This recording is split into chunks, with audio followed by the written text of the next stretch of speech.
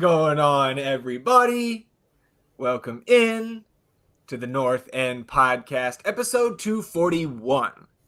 My name is Zach Graham, your host here in the North End, joined, as always, by my good buddy. He's on record as my best friend. His name is Ian Michaud, and we call him...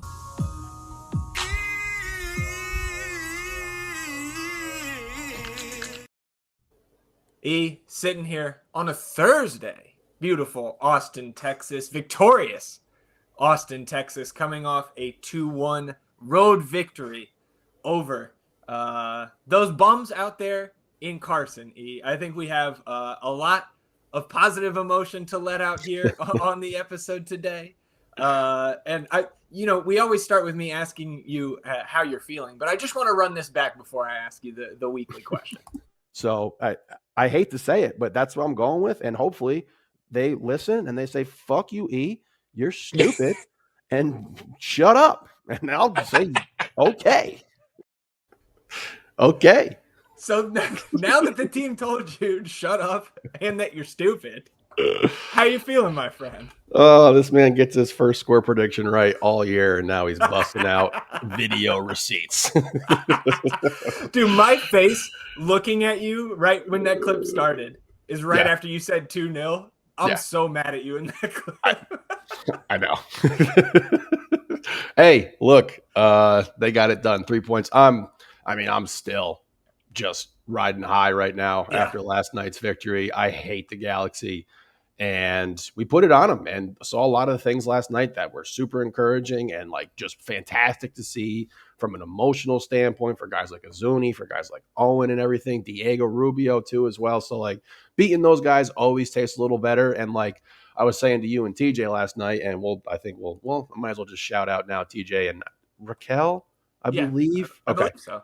I didn't want to say Rachel, but I wasn't sure. Raquel, thanks for having us over last night. It was absolutely fantastic. I had a wonderful evening playing some darts out there at their place and everything and watching the game, and just a great primer for what was a fantastic evening all around.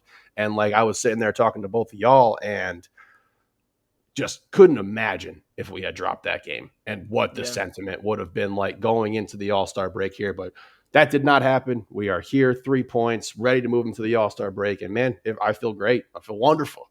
Yeah, dude. I played the role of the Galaxy in our darts matchups last night without like the, dirty play. I didn't like deflate your darts or anything like that. I forgot about that. We'll talk about it. Yeah. We'll talk about it. We have a very, very big rumor to discuss here at the top of the episode that is feeling more like a report than a rumor at this point here on Thursday. A couple other pieces of news, last business day, and an All-Star week primer, we should say, because it's not just an All-Star game primer. It is a full kind of 5-day stretch coming up here. So before we get into all of that here on episode 241 of the North End Podcast, we'll take our customary 30 seconds to remind you all listening or watching on the YouTube channel that you can support the show financially by downloading the audio versions of our episodes wherever you get your podcasts.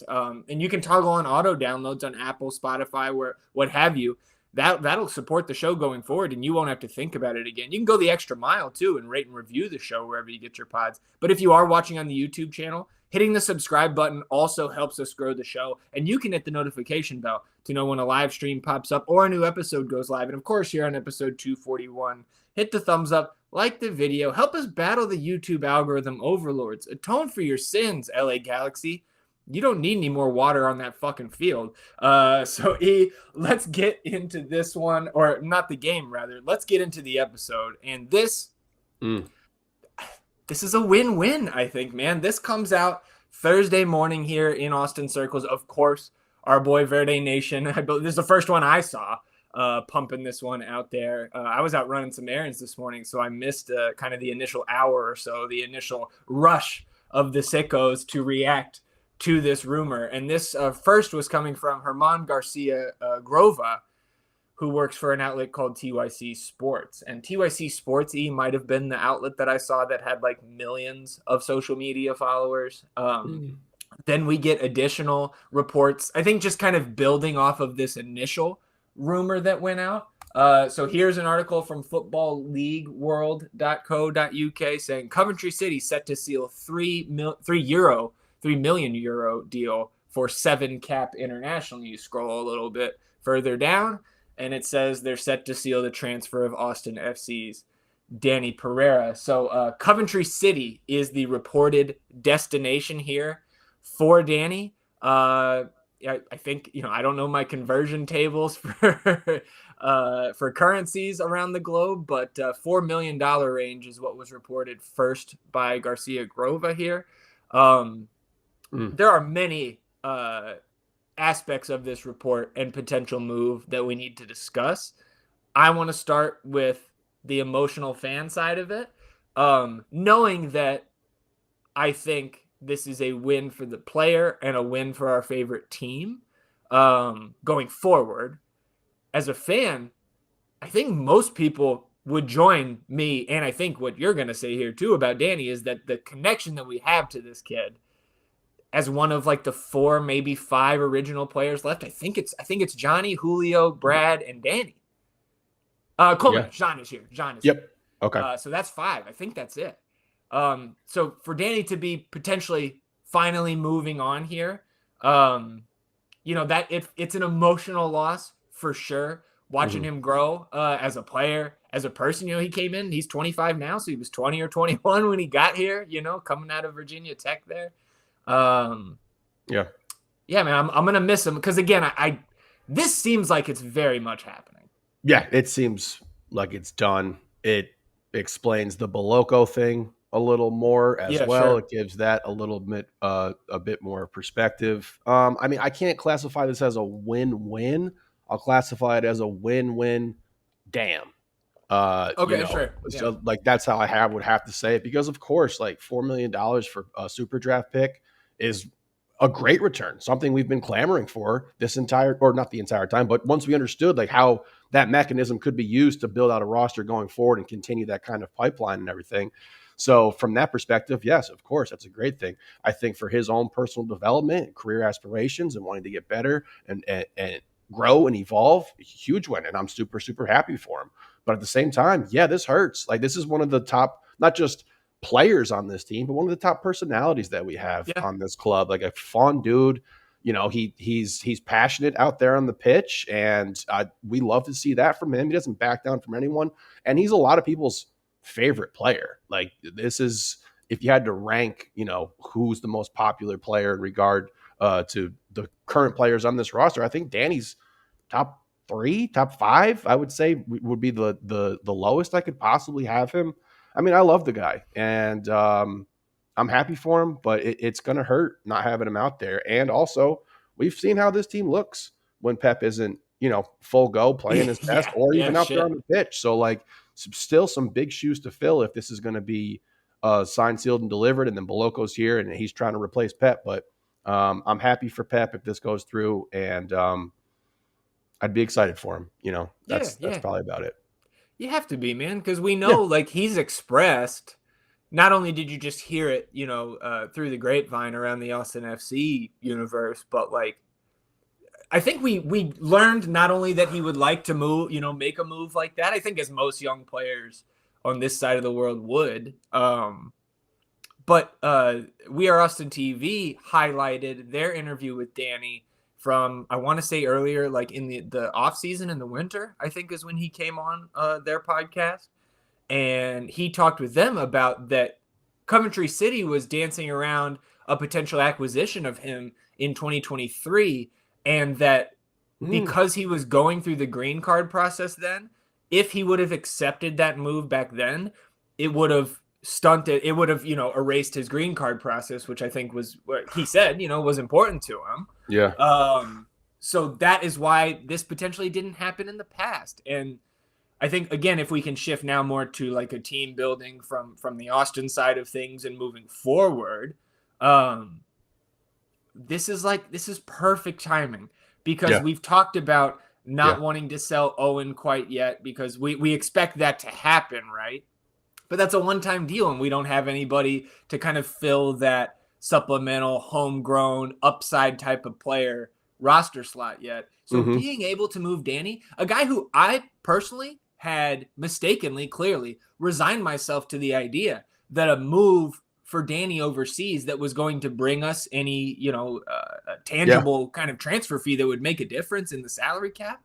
I didn't think that was happening anymore. So if you sell Dani for $3 million or more, you can turn up to $3 million of that transfer fee into general allocation money. And what that can do for your roster, especially if next year at this time you sell Owen for another 3, you can re-up $3 million from transfer fees, outbound fees every single year if you have the players to do it. And that literally increases your salary cap as a team.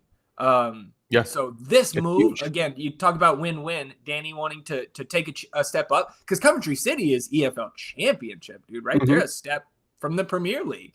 And we'll be taking on Wrexham. So you could see Dani in Welcome to Wrexham next year, dude, which would be fucking awesome. So again, like, if this comes true, to me, like, I thought you saying win-win damn is perfect, because, like, for him, it's a win. For the team going forward, it's a win. But for maybe the current outlook, right, before we know exactly what Boloko is or any other moves that are to potentially come in this window, and, the emotional side, it is certainly a little bit of a letdown, or just an uncertainty that's being created by this move. So, like, if we look at the roster sheets at the northendpodcast.com, obviously Dani did get that green card, right? So he's not taking up an international slot, but we know he's making right around $500,000, right, on the cap sheet, and taking up a senior slot.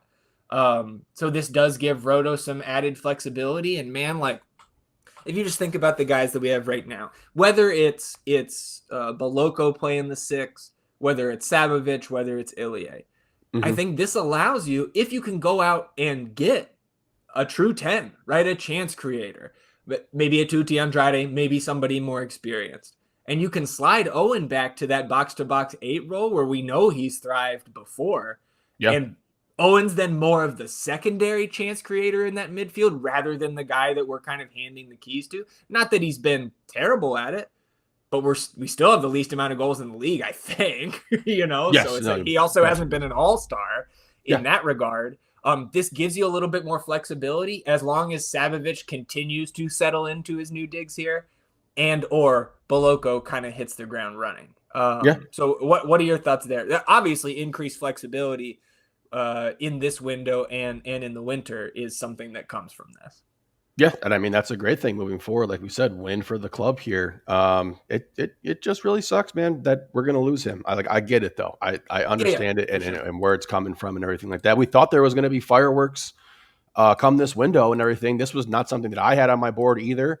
I think probably just the overall morale surrounding the club and how we were looking probably also decreased my belief in Dani being sold on eventually, like, because things were low. I wasn't just going to be like, oh yeah, we're also going to sell one of these players for a decent amount of a good amount of money, because why are people looking at this club? Like, we're not going anywhere. So I think that played a role in me being like, yeah, I think this is off the board. I think we're going to be able to keep Dani around and maybe something else comes to fruition here. But again, I just want to reiterate, super happy for him, man, if this comes through, and we're going to have to press on. And I think that there's still stuff coming down this pipeline that we're going to see before this window ends. That's going to, open our eyes a little bit. Because when I first opened my phone, saw that shit on Reddit, I didn't get it from you for the first time ever. So I was like, oh God, what's going on here? So I think that's still going to be, still stuff like that coming down the pipeline. Yeah, man. And again, maybe some of those, Tutti Andrade, Mikhail Nade, right? I haven't checked in on him for a couple weeks, but maybe some of those names that we heard more as whispers, 6 weeks ago or so, maybe those names, circle back around here in the next week, because we are a week from today from the secondary transfer window opening. So, and also last night, the last game until we can start getting guys in. So Nicky Boloko, next time the first team takes the field, you expect him to be active on the bench. Yeah, awesome. And I mean, like, you're seeing the other names being floated around this league right now, like Rodrigo DePaul to Miami. And it's like, we're talking about these guys are those type of players that they're coming here more often. They're willing to come here and play. And it's like, what's the draw for Austin? And being able to throw a boatload of cash at somebody is a big draw. Like, I don't care where we are. Like, that might have to be our avenue. So, like, if you're having stuff like that and we're trying to attract some of those players who are bigger names across the pond and stuff like that, then yes, we got to have this capital, this GAM, to be able to make this roster as flexible as possible. Right. And we're never going to be a top 3 No. destination for those type of players, but we know that De Bruyne on his, circuitous route, kind of shopping teams and then ending up with Napoli, we know that he contacted the team, right? I think it was Eric Goodman that reported that from a source a few months back. So I mean, Roto gives us credibility there as well. 100%. That gives us a little credibility. So you have these two aspects where it's like you get the credibility and then you can be working with a good amount of cash to throw at some high name guys. Good. That's good. That's good for the club. Yeah. Anything else for you on the Dani rumor right now? No. Yeah. We'll obviously, be preparing in the background for a potential farewell stream. Our buddy Tom messaged me on Instagram today. Haven't been able to get back to him yet, but I saw the notification. He said we're gonna need like a Black Smoke live stream for like outbound players like that. We'll figure something out, man.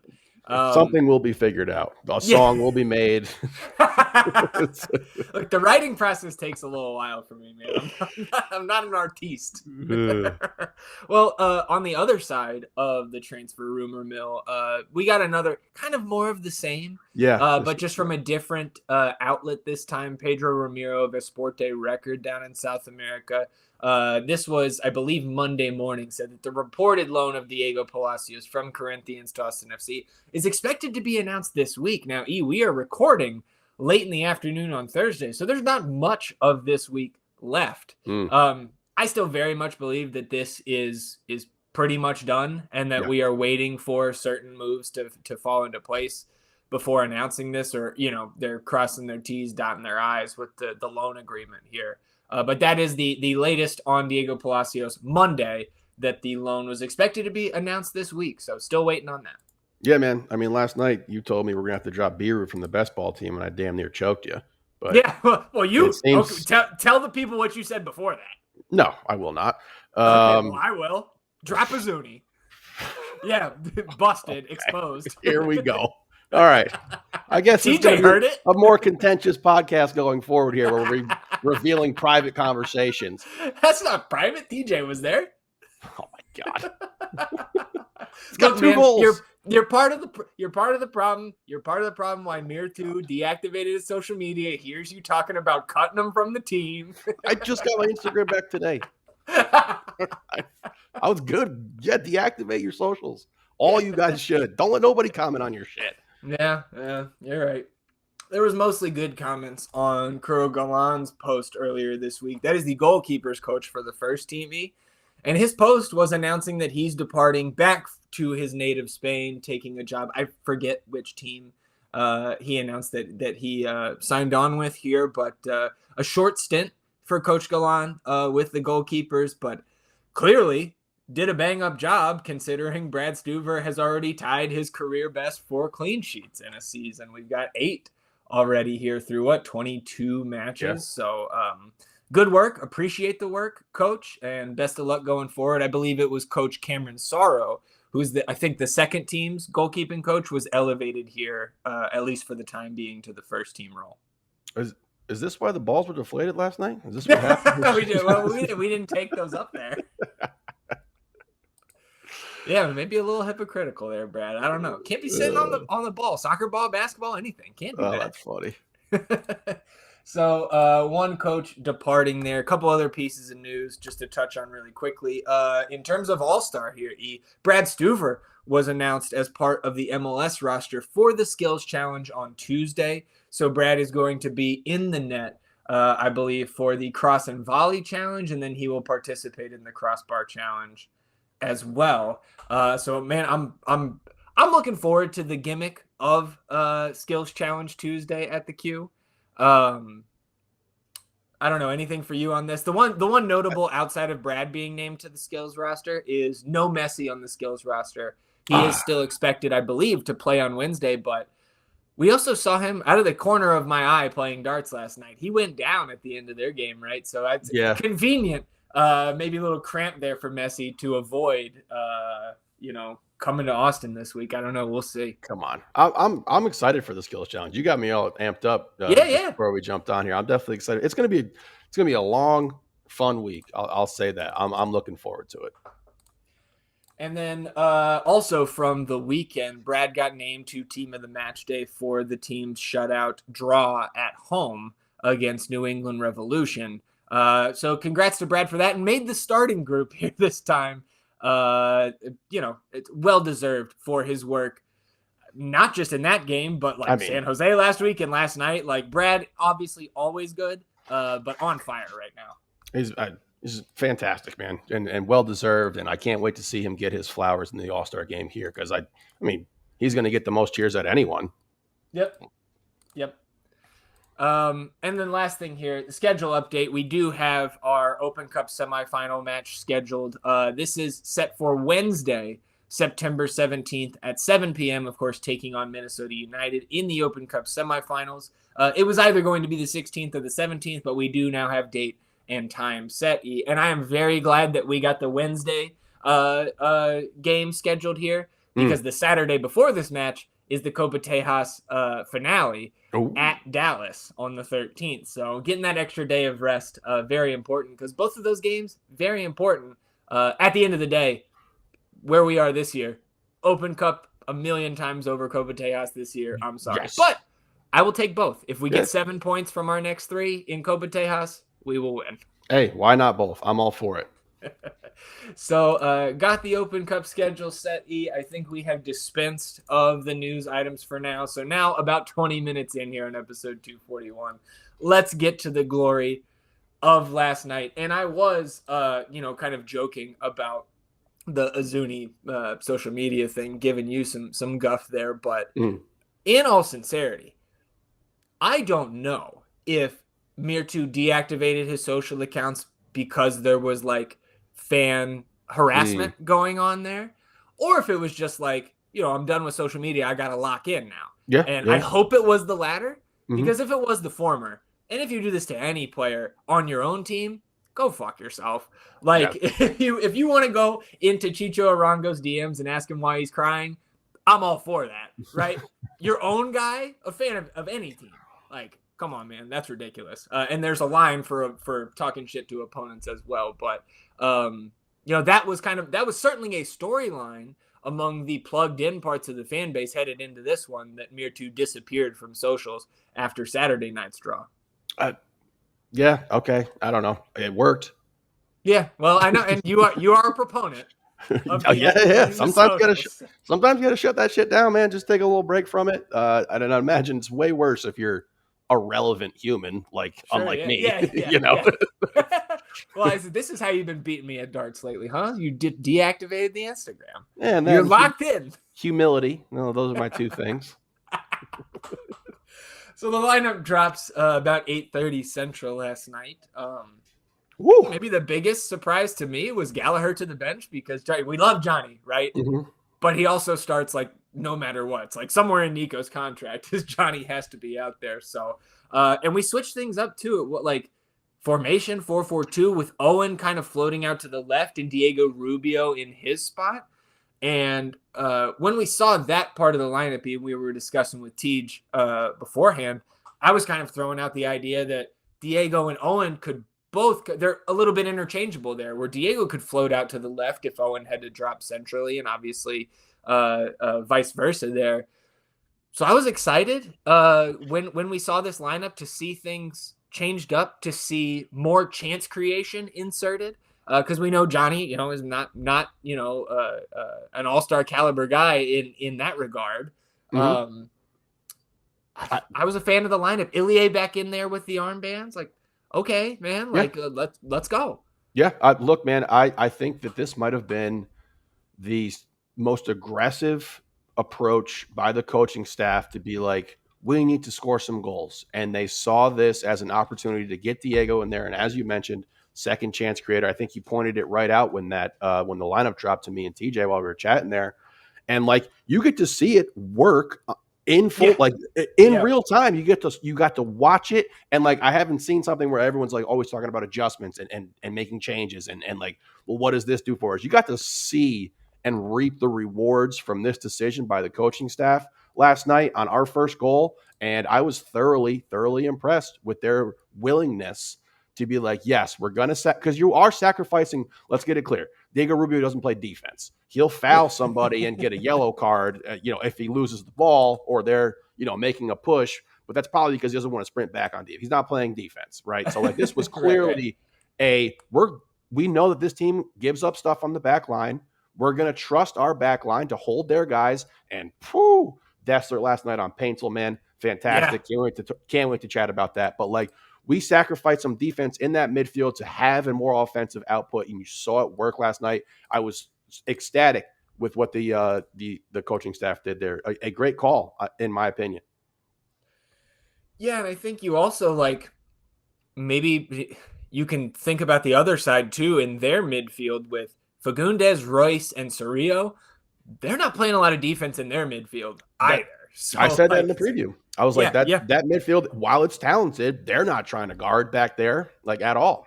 Yeah, absolutely. So getting into this one, and the first thing you fucking notice, the pitch is flooded. It's flooded. It's awful. What is going on? What is happening with these California? I don't understand it. I mean, I don't know, dude. With the pitch it looked like a fucking kickball field at your local elementary school. It was awful.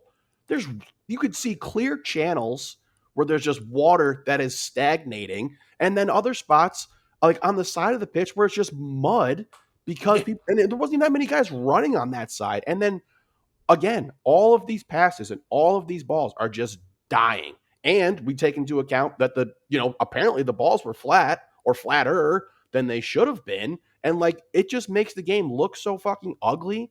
What are we doing? Yeah. Well, and of course I immediately attributed malice to the water on the field. Because overwatering the pitch, dude, can take away your potential advantage when you have the fastest guy on the field. It was so egregious that yes, you might have to go conspiratorial to be why is this happening? And this is, it's just, I don't understand it. It hasn't happened here in Austin where this pitch has been our pitch has ever. I mean, our shit is perfect, dude. It has ever been even close to this level of shittiness. It's God. Yeah, man. I mean, and that's what to me, and again, maybe I'm just creating things because I hate the Galaxy. For sure. But the overwatered pitch combined, dude, we're almost near halftime, and there's still a trail of water coming up behind the ball in most of the spots in the field. That combined with them deflating all the balls around the pitch, to me, it's gamesmanship clearly. And I'm not against it. I just fucking hate you guys. Well, it ain't fucking working. You might need to do something else. Well, and here in the third minute, yellow card to Edwin Cerrillo for a forearm to Danny's face. And so you hear on the broadcast, he leads the league in yellow cards. And that's no surprise after you watch this fucking match. That was his 10th. That will be his second yellow card suspension, which means that it's somewhere along the way, dude, he also got a good behavior bonus, which is just a wild stretch for a team that's only played, 22 or 23 games here. And it was 2 minutes later in the fifth that Stuver gets a ball passed back to him, and he stands on it and is gesturing to the official, and clearly it's underinflated. And then after a lengthy stoppage, it turns out that all the balls appear to be underinflated, at least the ones by his goal. It looked on the replays that they were showing that he's going behind his own net to balls on either side of the frame. Mm-hmm. That he feels, for the pressure, turns around laughing. All of these are underinflated. And for anyone who doesn't think this was going on, or taking place, why would Brad do this? Why would this be a random moment where he's I'm gonna throw a bitch fest, or I don't want to say bitch. Yeah. You didn't complain too much. I'm gonna try to expose people for these deflate. Clearly, it was everyone. He went back to the thing 2 or 3 times. Yeah, absolutely. And the little ball boys laughing and pick up the ball. Oh, go to bed, kid. You got school. You got school. Well, so the game starts back up here in the 8th minute, and Austin is playing out of the back. Stuver hits it to Svatok, and with minimal to maybe even no pressure, I think would be fair to say, Svatok blasts it back towards Stuver, and not even towards Stuver. No, it's more towards our own net. And so Brad has to come in like, I thought he could have just cleared it out for a throw, was probably the safer way. But ends up just like sweeping it, away from net, but not far enough away where LA can't just pounce on it. And luckily, nothing comes of it here. Yeah. And you said it, and I think you were spot on right after. You were like, I was just saying the other day that it's been a while since Fatak had a little bit of a howler back there. Like, we saw that a lot more frequently in his first few games in an Austin uniform compared to this year. But god damn, that was rough, dude. That was, it was shaky. Oh, yeah, it woke me right up. Because, good Lord, I mean, this was a really dangerous path. And maybe if the pitch wasn't so terrible, it would have rolled in. Yeah, shit. Yeah, it's a good point. They ended up saving us, idiots. So then in the 10th minute, Cerrillo puts in a studs up challenge here on Ilie Sanchez. And the fact that there's no second yellow card here is horrific officiating. And I know I'm biased, but like, I don't know, man. Like, we've seen enough soccer now to know that that is a yellow card.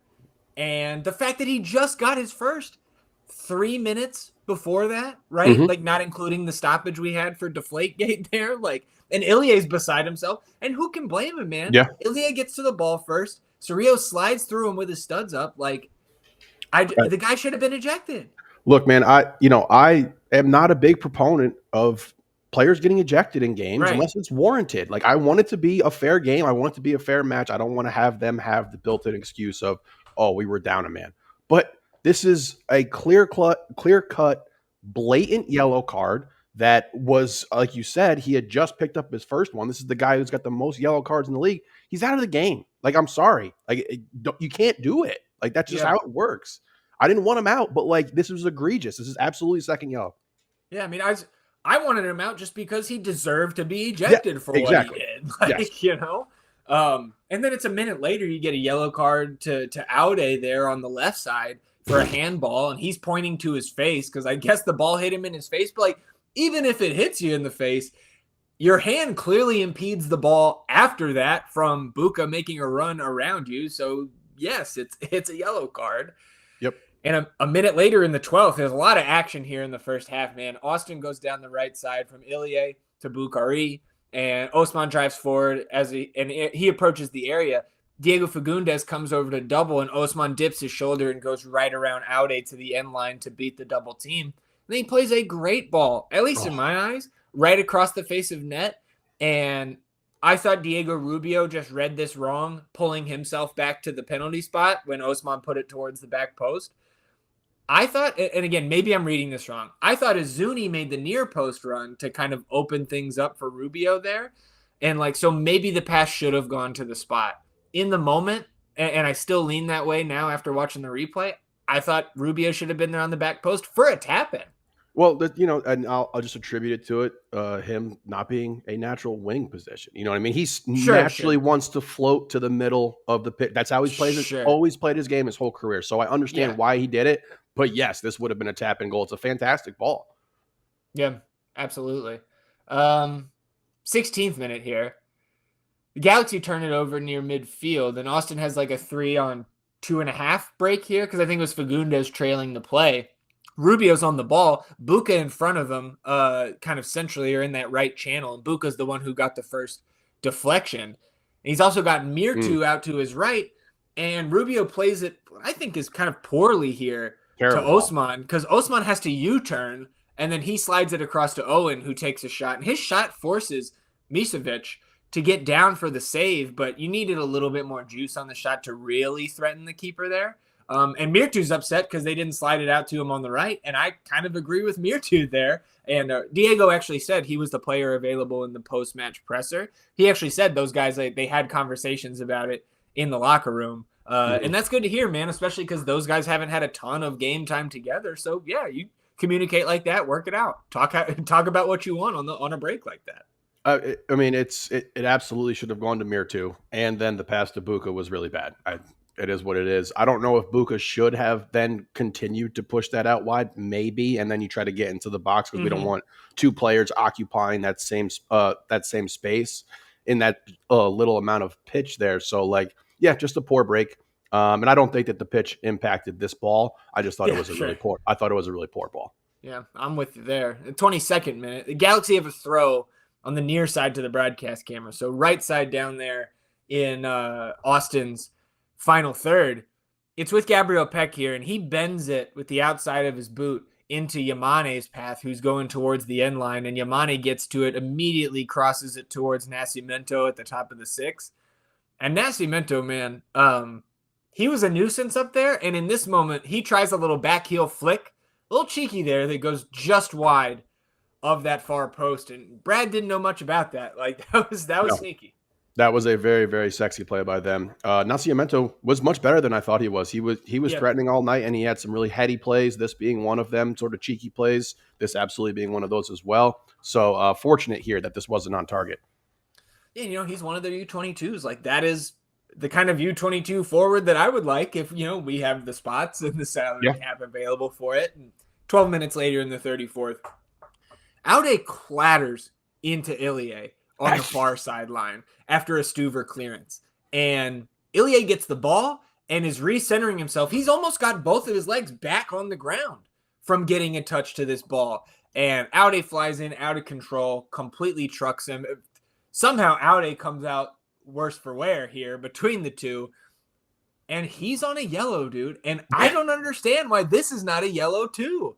And the only reason I wasn't going nuts in the moment like I was on the first should be ejection was that our guys weren't like flipping out over this. So like maybe it was more of a bang bang play that doesn't deserve a yellow. But either way, Aude does come off because he went through the concussion protocol and they sub him out for John Nelson. And then kind of unique, at least to this match, I haven't seen this before, that for the concussion subs last night, they were actually cutting to a close-up of the fourth official holding up the concussion sub card. And of course, in true Apple TV fashion, the ball's back in play while we're still looking at the fucking sub card. But I really don't. Maybe somebody who understands it better than me can explain to me why this wasn't a yellow, but I thought it should have been a second yellow. Yeah, I don't think it's as egregious as the Cerrillo one. Sure. But still, I think this is a second yellow. You just don't get a still reckless. Yeah, you don't get a pass because you're a gangly doofus. Like he just kind of just like ran like a stork and like threw his body into there, and poor fucking Ilie takes his second. Nice little hit this game. Yeah. The 40th minute here, Austin's in possession, just inside their own half, and Brennan Heinzike does well to break a line here straight through that Galaxy midfield to Rubio, and Diego takes it and turns on a dime and breaks forward into the space there, and then Diego, you talk about that pass to Buka earlier, this is the opposite, lasers one right to Uzuni's boot. Myrto does well, really well, I think, to cushion this, bring it down, takes a touch forward, and then crosses from right to left towards the middle of the pitch before uncorking a shot that nestles in the back left corner of the net, man. What a rip to open the scoring here. Silent celebration for him, but I imagine most other Austin fans were like us. We were the opposite, fucking flipping out. All TJ's neighbors got serenaded by us on that first goal. Entire team comes over, subs come over, all kinds of hugs. Rubio gives him a kiss on the head. You love to see it, man. You love to see it. Absolutely. So we've been waiting for. Yep, for sure. Absolutely. This is obviously his hardest chance of the entire season, and he does this with it. You know what I mean? Like, just a perfect strike, a perfect play. And like I talked about in the preview there, not the preview, when we were chatting earlier, what I don't know what to call it at this point, the post-game recap preview chat. You saw it right. It happens right here because Owen is initially the more front-facing player for Brandon Heinzike. He drops. Diego switches. Diego comes back to this ball, gets it, plays a fantastic ball. Shout out to Wire in the comments last game for saying getting Rubio in there. He definitely shouldn't start over Owen, but I am for this little switch up here in the formation and the lineup and everything to get him in there because, again, like we mentioned, two chance creators to get Myrto to the ball. Pays dividends here. what a play by Myrto, man. And I know how good that must have felt for him. And I was really surprised that his celebration was very muted and very kind of stoic. And hope he gets him going, man. Because this was what we wanted. This is what we saw from him before, and it was just absolutely fantastic goal. And here we are. We're rolling and we're rocking, And like I was telling you before the game, and on my game score prediction, I did not feel good about this game. Not at all. Yep. And to get this one here in the first half, beautiful. Yeah, absolutely. And right before the half too, is game changing there. And to his celebration, right, or lack thereof, I get it for this one. Yeah. Next time, dude, let it roar. Come on. Especially, let it fly. What are you doing? Fly, I'm summoning my eagle powers. Oh, dude. And we're on the road at DC next game. You can go ahead and get another 1 or 2 or 3 if you want me to, but the next 2 games after that, dude, Houston, home. Dallas, home. I want goals from Myrto there. I want the eagle flying over the queue. Let's go, baby.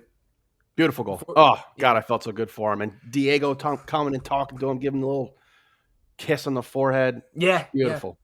Yeah. Well, it meant a lot to a lot of guys for him to get that last night.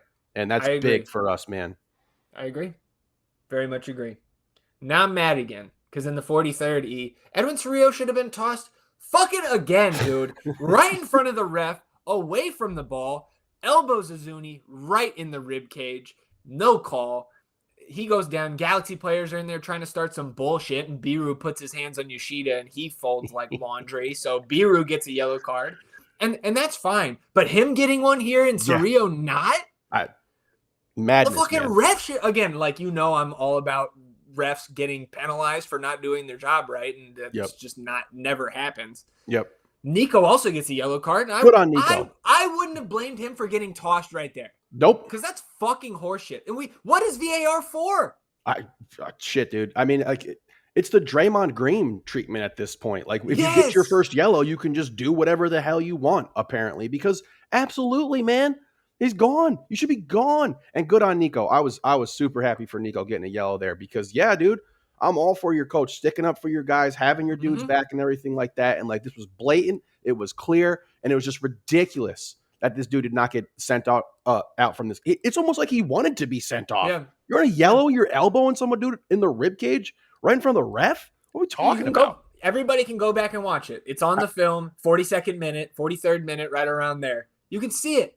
It's a fucking yellow card at the very least. I mean, his shit, and because you didn't penalize him, he slaps Myrto at the end of the game in the face print here.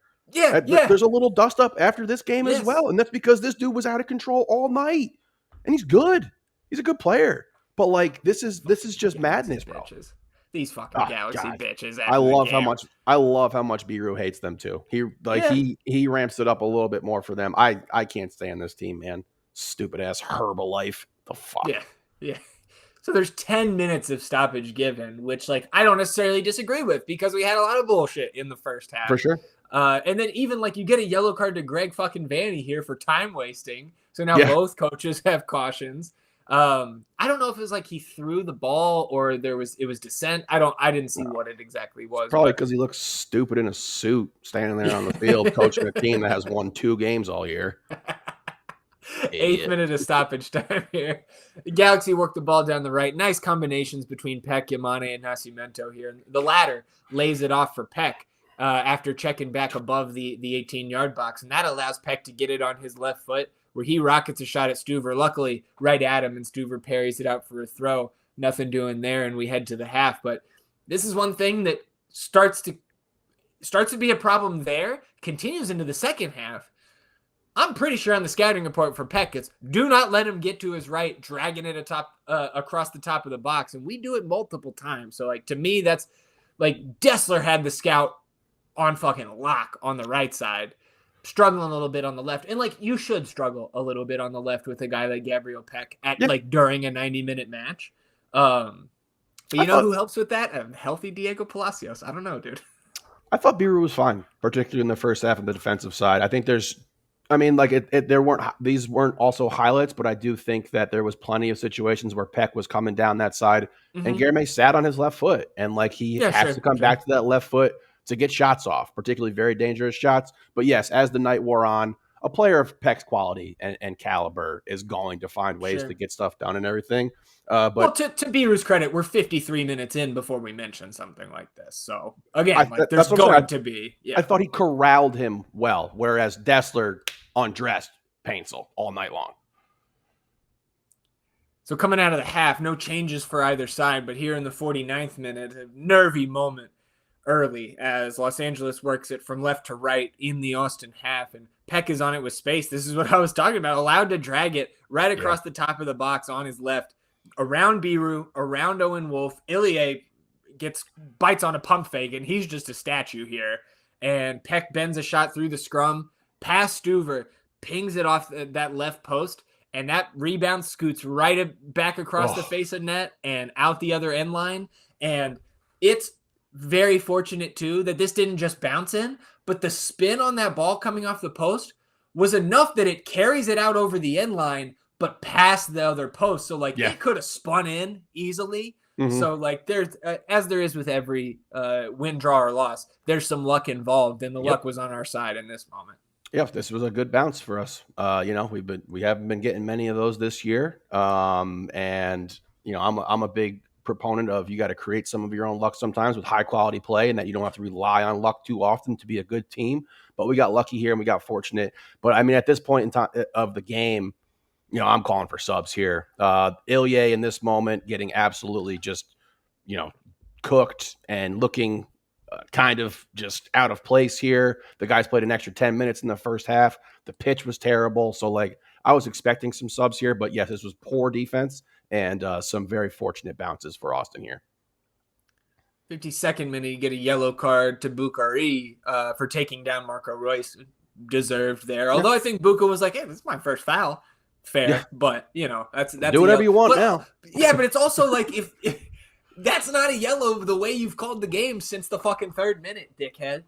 56th minute, shouts for a handball on Mikel Dessler, who had slid down to block across from Fagundes on the right side of the 18, and play continues with Austin taking it down to the other end, and once it goes out, there's a VAR review, and to me, and again, I know we're biased here in the North End, but Dessler sliding down, everything's in a natural position there. Yep. And I think the ball hits his body first and then his arm, but his arm is there bracing his fall. Yep. And VAR here, very brief review, and then we're waived to play on. So, we've seen handballs be called for less, but I didn't think this was one, and I'm glad it didn't get called. They got their soft PK later in this game. Sure. So, yeah. 58th minute, yellow card to Dessler for pulling back Paintsel on a breakaway attempt. That's the one time in the first 90 minutes where he got beat, and tactical foul. I don't hate it. 61st minute, Galley comes in for Rubio, so that moves Owen Wolf more central. And Austin more in a back five, at least when LA is in possession the rest of the way. Yellow card to Stuver for time wasting in the 62nd minute then. But then in the next minute, in the 63rd, off a Galaxy throw-in in their own defensive third, Svatok is all the way up there on the back of Nascimento, who had checked back for the ball. And then Danny comes over to help jar the ball loose. Bukari's in close enough proximity where he can tap it right back to Svatok. Svati squares it to Owen, and Wolf plays Uzuni through down the right side of the 18.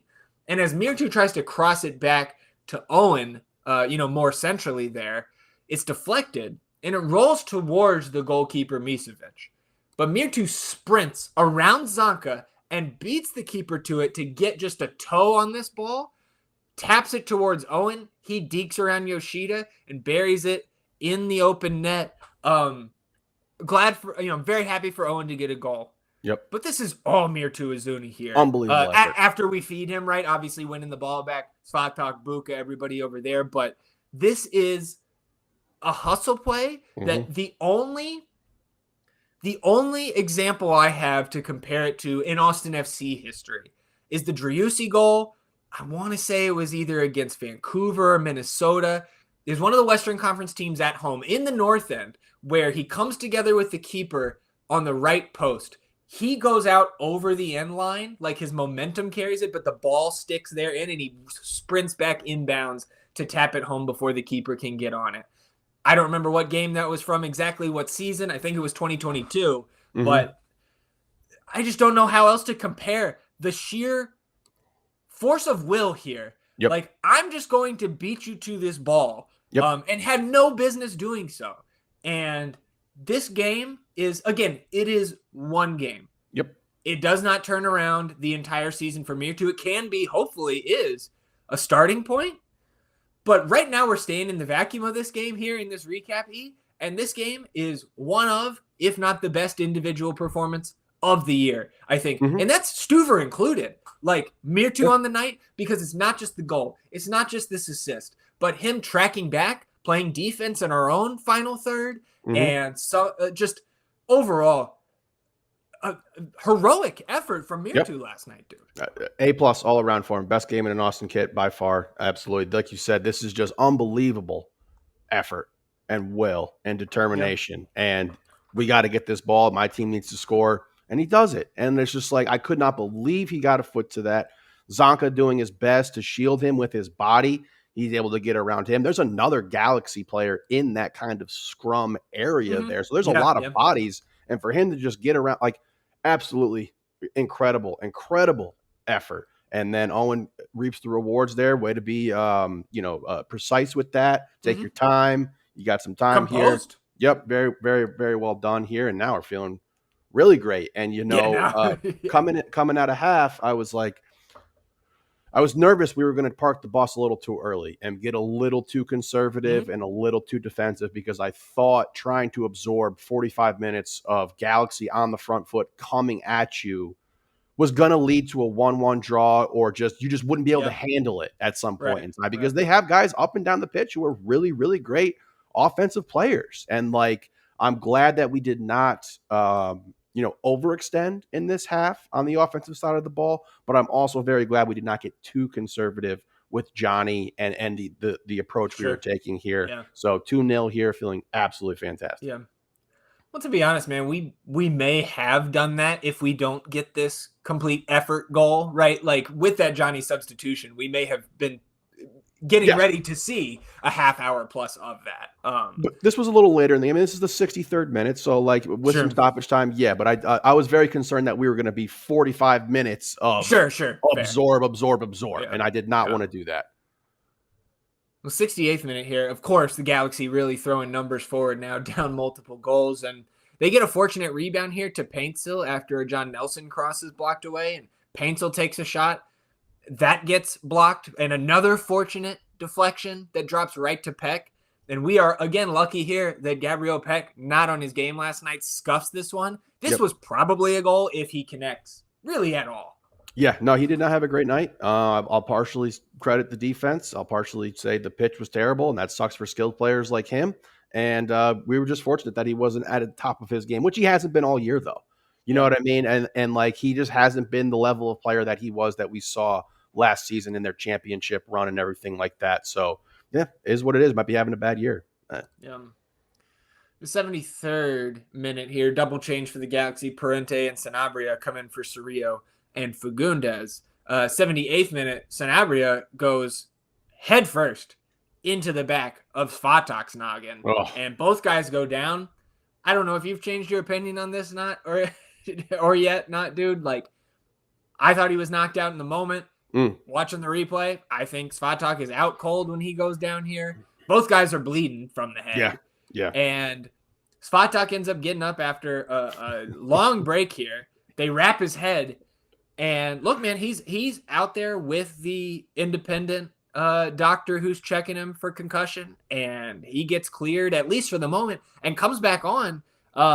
He ends up getting subbed off in the 85th with a concussion sub.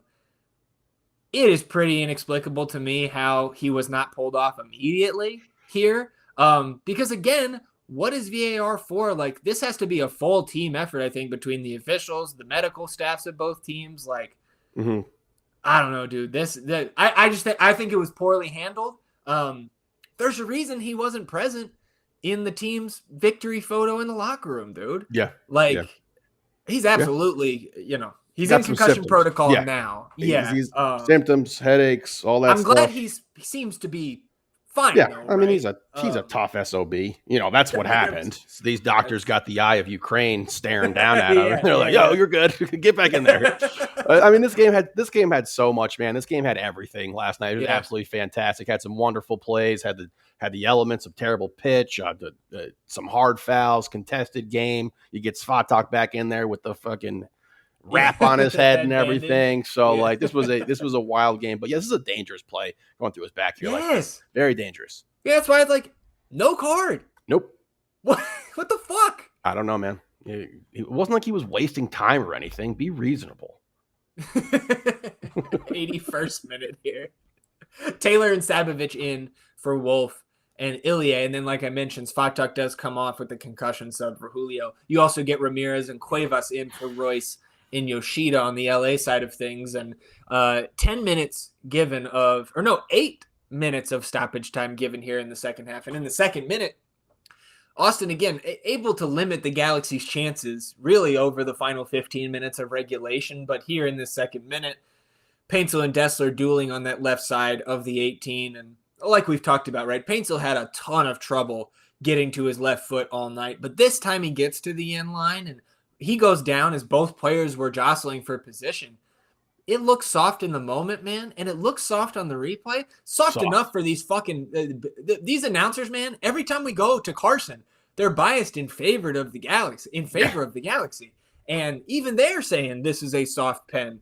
But VAR, man, confirms this quickly, and I appreciate the quick decision because the other decisions that they reviewed on the night were equally as quick, and it kept the pace of play up. And look, man, I also can understand why it's held up by VAR because Dessler has a handful of Paintsel's jersey. Mm-hmm. I don't think he drags him down at all. And Paintsel initiated the contact and was also locked up there with Mikel. But I can understand how you hold that up because there is that jersey grab. But it's on the head official to not give in to that sell job. But of course he does, because why wouldn't he after the way this match has gone? And Paintsel sends Brad the wrong way, so we're 2-1, and now it's tight butthole time. And it's far from the worst thing I think that the official did in this stoppage time, because it's like he was just you guys get extra time, like winding this one down here. It's incredible. Nuts. I mean, there's a lot of hand fighting going on here, which it was physical on that side of the pitch all night long. It has to be. High quality player like Paintsel, strong, fast, athletic, powerful player, locked up with Dessler there. Paintsel's grabbing Dessler's jersey on the front of him as well. They were battling there. So I think, yes, what you're saying is there's not conclusive evidence to overturn this because you can clearly see the Dessler jersey grab on there. Yes, I'm with you. But the point is, the ref needs to not fall for that sell job and allow VAR to go look at it without having to be like, yes, we need to overturn this now. So if you make the right call on the pitch, which is play on, then yes, if we go back and look at it, I don't think it would have been overturned in their favor in that situation. Yes. So tough. But yes, this was nervy here to close this out. Yeah, the 5th minute of stoppage, Osman steps in front of a wayward Zanka pass, and he's in on Misevic from an angle down the right, and he tries to 5-hole him here. And to be honest, I think the keeper gets a little bit lucky here to block it away with an ankle. I also think just Osman continues to be allergic to trying to go far post. And if he wanted to go to his favorite near post here, I thought he could have tried to kind of elevate that shot into the top corner, but on that, it gets blocked away for a corner, and we get CJ and Obrian in for Buka and Myrto. And then, dude, in the 11th minute of stoppage, remember, 8 minutes given. Yeah. The official lets this game go way longer than it should have. I can understand adding a minute, maybe even 90 seconds for the pen, the VAR, all that. But that's also part of the run of play is a pen. So, the fact that we're still playing 3.5 minutes over the given time is, again, just another tally of just the embarrassing things that this officiating crew did, led by this head official. And the Galaxy get at least 2, maybe even 3 chances. Yeah. That they should not have. And I mean, they're passing the ball ends, backwards. Dude, it ends. Yes, dude, we had a breakaway over 2 minutes over the time, and he didn't blow it. And this whole shit ends with Paintsel getting a curling shot off from inside the box that is very much going in if Brad Stuver doesn't get down to his left and paw it out. And Galley, of course, gets fouled, and that's the final whistle. And then, of course, we get fucking Edwin Cerrillo putting his hands on Myrto for whatever fucking reason. Why is he over there by him? Julio comes in, gets his little ass off him. And then I heard people talk, I don't know if this was from the first match this season at the Q or last night, but I saw somebody saying Biru was pointing at the scoreboard to Greg Vanny and like doing this, like running it, the little run your mouth hand gesture there. I fucking love that. And you should talk shit to these guys because fuck these guys. Absolutely. I mean, with all that stuff that took place with them, the way that they acted after we beat them at the Q earlier this year, Paintsel losing his mind, this game being of that level, you clearly having 2 players who probably should have been shown reds off of second yellows in this game, man. And then for Cerrillo to come out, like, why? Like, what? You know what I mean? I don't think Myrto is a big trash talker. Yeah. I don't think he is. I don't know. He clearly had something. He wasn't saying anything to him there. Something was going on there. I mean, he got the elbow on him earlier, and like then this happened after the game. Just weird. 42% possession for Austin at the end of this one. 16 shots to 7 in favor of the Galaxy, but 5 on target to 4 in favor of Austin FC. Austin generated 3 big chances, missed 2 of them. So I assume you did not get a big chance for Myrto's shot because I think that was a .06 XG shot. It was. Yes, I looked at it. Making up for some of that underperformance in the underlying metrics there. 8 corners to 2 in favor of the Galaxy. On FOTMob's model, 1.36 XG for Austin, 2.02 for the Galaxy. But expected goals on target, I think, tells a better story. 2.07 for Austin, 1.25 for the Galaxy. And, of course, a lot of that for the Galaxy came on the penalty. Look, that's what a fucking sweep tastes like, Galaxy. Fucking suck it. Let's go, baby. Uzuni, team of the match day here from the midweek games. Very well deserved there. And coach had some words about Myrto in the post-game presser too. He said, Myrto played at the same level as he did against New England. He just didn't score against New England. And I agree with that to the point of where, like, I wouldn't say he played the same. He played worse against New England because he didn't finish the clear chances that we created for him. But I agree with the sentiment that the effort, the placement was there, right? In terms of, or positioning rather, the placement was not there against New England. But he's played well through the first 2 games without BV. And I also love this. We might have to make this a drop on the pod here, E. This is a quote from Coach. Every other criticism is bullshit because it's people who know very little about soccer. And I feel attacked. I mean, he's pointing out the positives that Myrto had been doing in that New England game, which have been consistent with him, which is his effort and like playing hard and being in the right position. It just, you got to have this aspect of scoring goals for us. Like that's your job. Like that's how it works. So I'm happy for that. Great quote there too. Apparently he was fired up last night, huh? Yeah, good. Got that yellow. Yeah. I want to see some of that from Nico time to time. Good with that. I'm checking out some of the charts here from Opta and ASA. The strongest passing map we've ever had going forward in this season for sure. Yep. You like to see that, and again, I think that is a factor of Diego being out there with Owen and that connectivity just being to a higher degree than we've seen with the previous lineups run out by this team this season.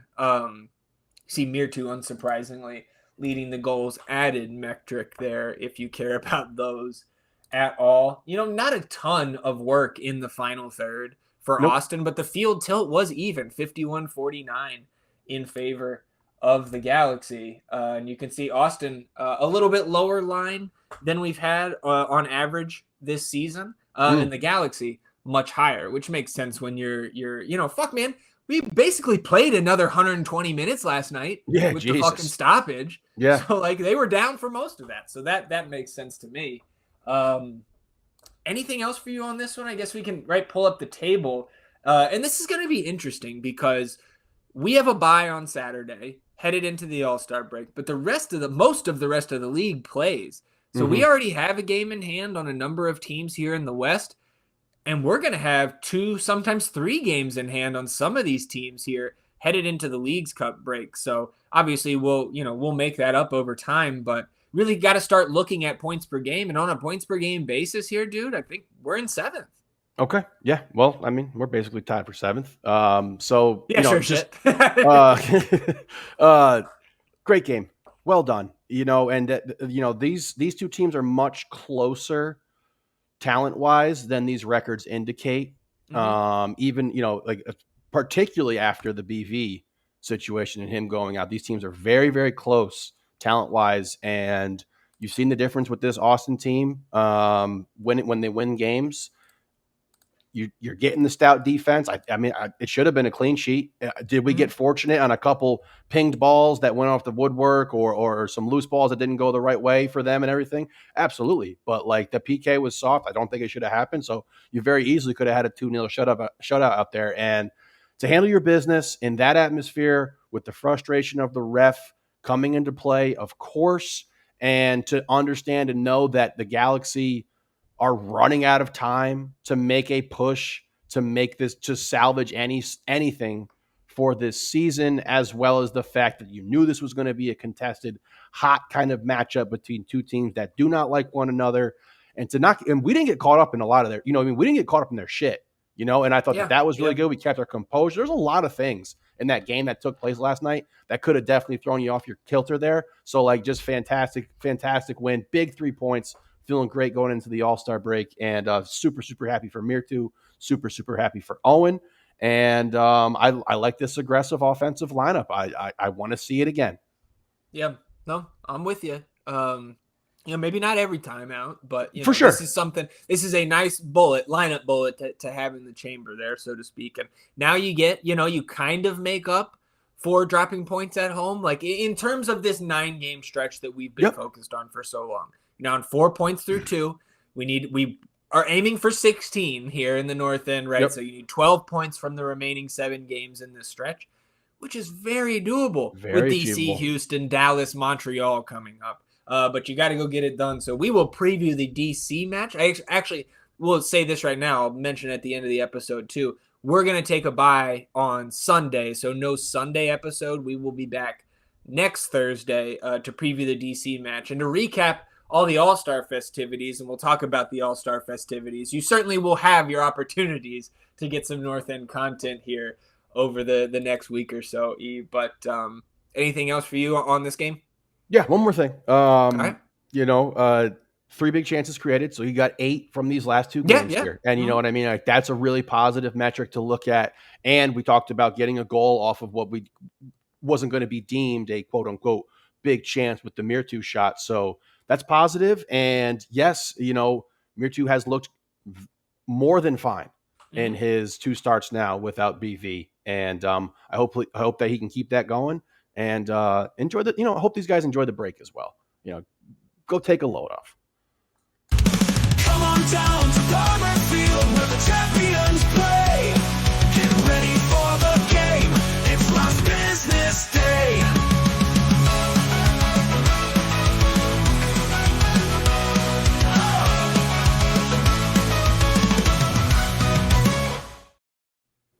Last business day here on episode 241 of the North End Podcast. One quick note, I did see a rumor drop, and it appears like this is happening because the player did post a farewell to his former club. Looks like a new left back will be arriving soon here for the second team. So when that is announced, we will cover it here on the pod, and now we can preview Sunday's match for the second team, headed up to Salt Lake City to take on Real Monarchs. This one will be played at the First Team Stadium there. Your favorite stadium title, America First Field here in MLS. Oh, fucking dumbass name, dude. This team, 11th in the West currently, are the Monarchs, but 22 points from 14 matches, so 2 games in hand on us. So they are very much right in the mix there. 4th place North Texas, 26 points. 11th place Real Monarchs, 22 points. So everything is super tight here in the middle of the Western Conference table. 26 goals for and 24 conceded for the Monarchs in their 14 matches. He led by 23-year-old Spanish striker number 36, Jesus Pereira. He's got 5 goals and an assist in just 7 appearances, 6 starts. He's a supplemental guy for the first team, and he has been up with the first team of late, so he hasn't been down here with Real Monarchs, but we could potentially see him there. Clearly dangerous forward here at this level. Next to him, number 39, Aiden Herzarkani, 4 goals, 2 assists in his 10 starts. He's one of the many off-roster homegrowns that RSL has here with their second team. I count 8 of them on their roster breakdown for the first team, and of course a couple other guys, Forster Ajago, Noel Kaliskin, Xavier Gozo, guys that we were talking about with the first team last month, or 2 months ago rather, who have appearances for this second team throughout the year. Even Tyler Wolf, dude. 2 goals, 2 assists, and 153 next pro minutes this year. He's injured for the first team right now anyways, and typically just a first team asset. But one guy that we are going to have to look at here, number 77, Ruben Messias, is a fullback with 3 goals and 3 assists. So you can see not the staunchest defense in the league here, but 26 goals from 14 matches is more than respectable, and certainly a higher clip than Austin FC2 has been putting out here this year. So I think this is a team that is going to be a much bigger challenge in the elevation than the table might indicate. Word. Yeah, I'm right there with you. And, Austin's coming off that very, very tough loss to St. Louis City last week. So you got to look to bounce back here. And this probably the player rumor there, right? The Deonda replacement. Yeah, that's what I was thinking. Yeah, right. And like, could that, because I imagine this deal was in the works before that happened. So could that have been something that set Deonda off, knowing that another left back is coming? I don't know. I needed an excuse to do this anyways. Rumors, whispers, made up trades, consequences we never weighed. Logic's thin, the mic is hot. Let's pretend this means a lot. Taking shots from way downtown, hoping no one writes it down. Hot takes flying without hesitation. It's time for some reckless speculation.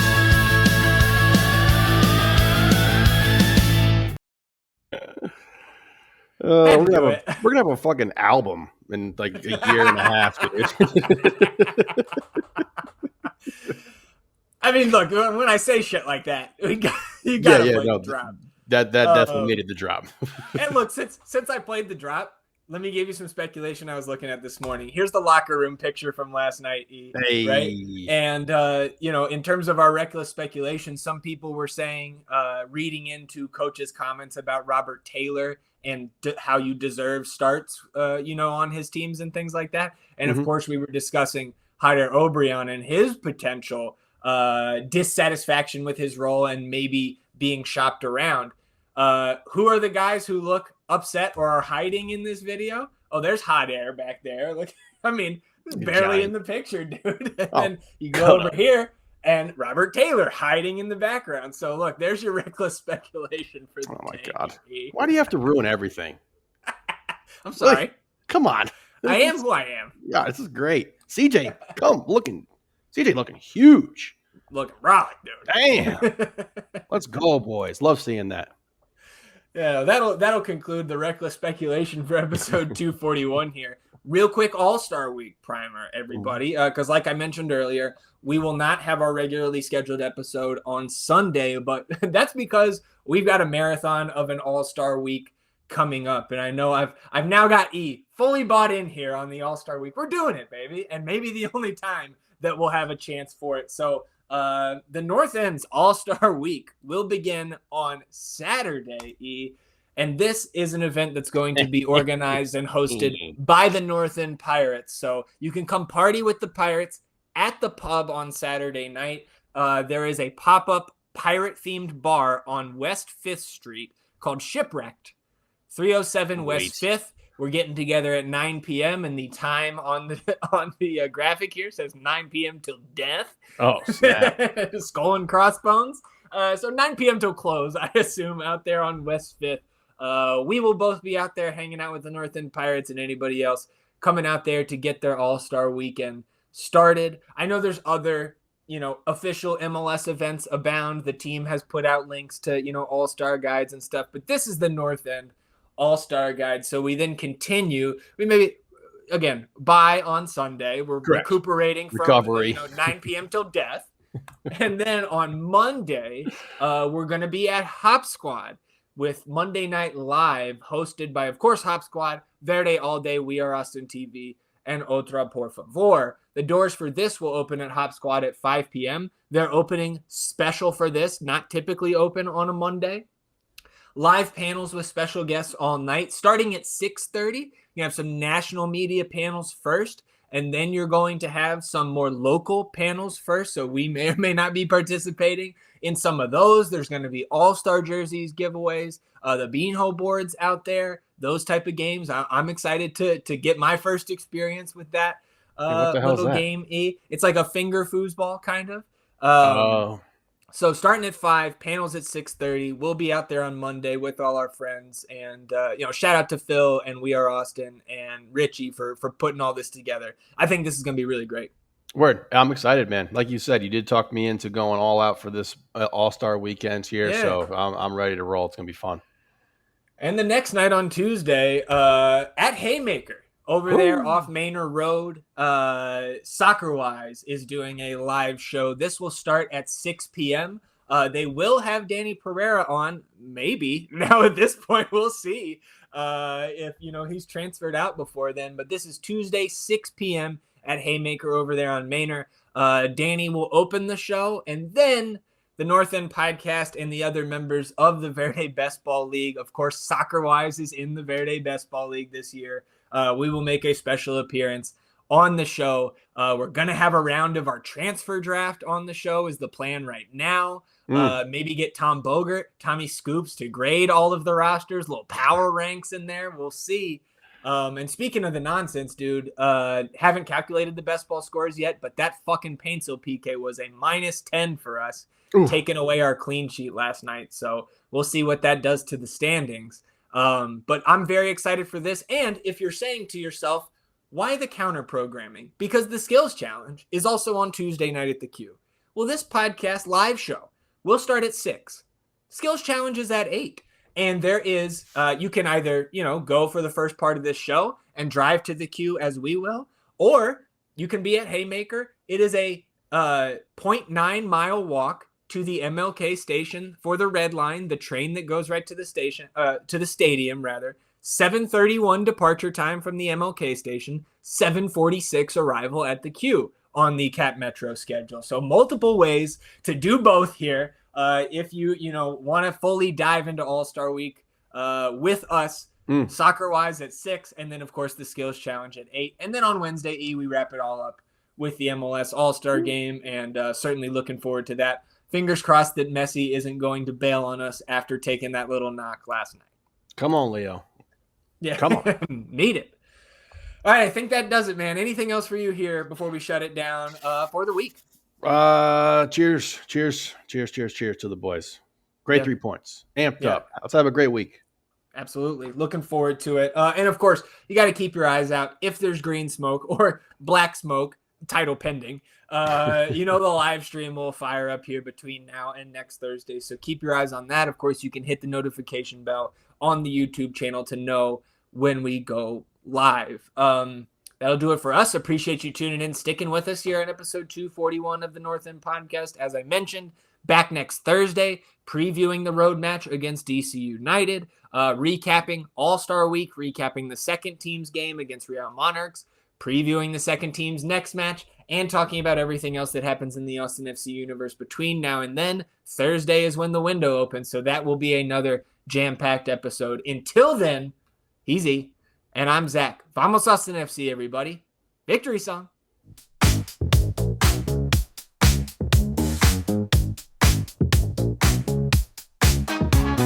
Welcome to the north and where the passion's running high. We're here to talk football, Austin FC, all right.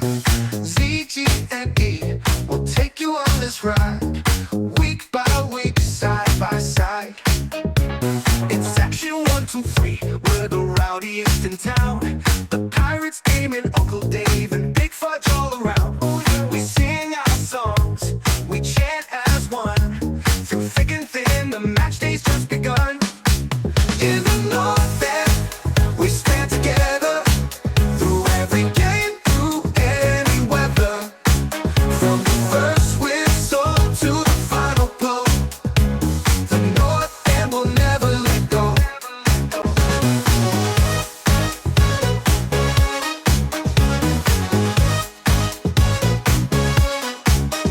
Under the lights of Q2, our home, our sacred ground. In green and black, we fight, our voices loud and proud. Trio sees magic, Bacardi speed, Stuva saving grace. With every goal we score, the lights turn verde, it's our place. So knows the mastermind, building out our dream. Dan rules everything around me, as he strengthens our team. Let Rodo cook, he's